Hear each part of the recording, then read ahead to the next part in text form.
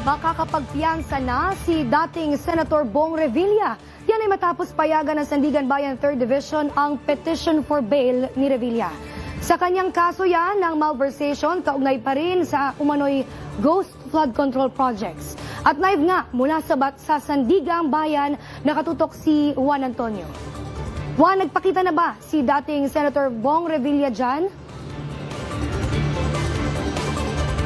Princess, nakapagpiyansa na si dating Senador Bong Revilla para sa kanyang kasong malversation matapos pagbigyan ng Sandigan Bayan 3rd Division ang petition for bail na inihain nito sa korte. Pasado alas 4 nang dumating si Revilla sa Sandigan Bayan para sa kanyang clearance matapos makapagpiyansa. Dumating din ang kanyang asawa na si Lani Mercado Revilla.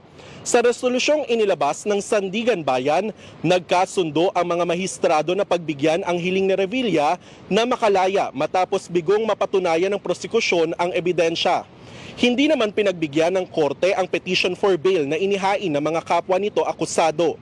Sila ay ang mga dating DPWH Bulacan engineers na sina Bryce Hernandez, JP Mendoza, RJ Dumasig, pati na rin sina Emelita Watt, Juanito Mendoza at ang cashier na si Cristina Pineda.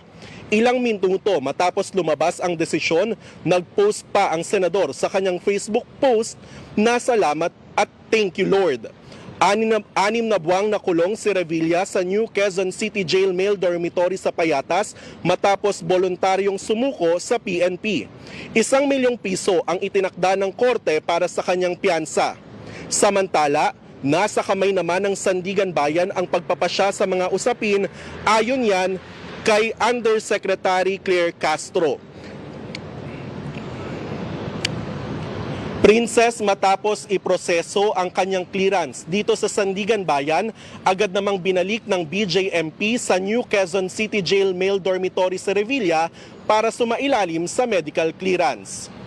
Princess? Maraming salamat, Juan Antonio.